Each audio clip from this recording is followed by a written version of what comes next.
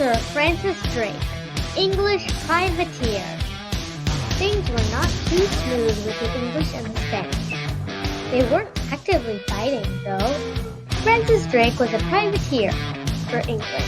Spain was flowing with riches from its vast empire. In 1577, Queen Elizabeth I sent Drake to plunder the empire on the west of South America.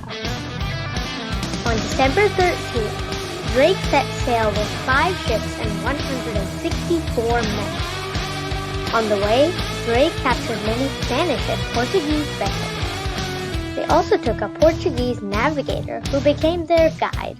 63 days later, land was spotted. They struggled south through rough seas and camped at Puerto San Julian for the winter. Here, Thomas Doughty, one of Drake's leading officers, was put on trial for sabotage. He, too, was executed. They continued south. Only 3 out of the 5 ships were left. They crossed the Magellan Strait smoothly in 16 days. In September, Drake and his men became the first Englishmen to reach the Pacific. They were welcomed with 52 days of hurricane winds and dangerous seas. After the hurricane, the remaining ships sailed to Mocha Island for supplies. These native peoples thought Drake's men were the Spaniards. They were attacked. 2 men died and Drake was injured. He reached the Spanish Empire's Pacific coast. The Spaniards had not been warned about Drake and his men. First, he robbed the city of Valparaiso for silver and gold and wine. Next, he robbed 40 bars of silver. After that, he robbed every ship in the harbor at El Callao. He learned that in Nuestra Señora de la Concepcion, the treasure ship was heading north. Drake set out in pursuit and captured the galleon on the coast of Ecuador. The crew never heard of English pirates in the Pacific and surrendered quickly.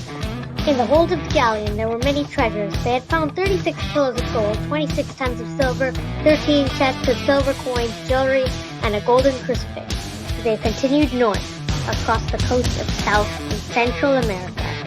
They stopped to raid Huatulco in Mexico for supplies. Now, he sailed north, trying to find a northwest passage. He sailed as far as Vancouver Island before giving up and returning to California. He named this place Nova Albion on behalf of England.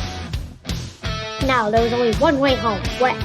They set sail on the 23rd of July, 1571. For 68 days, there was no sight of land. They stopped at the Maluku Islands and added spices to their already expensive cargo. Soon, disaster struck. The ship got caught on a reef and stuck onto it. They tossed a cannon and some cargo overboard and prayed. 20 hours later, winds and tides lifted the ship off. They stopped in Sierra Leone for supplies and reached England on September 26, 1580, with 59 men.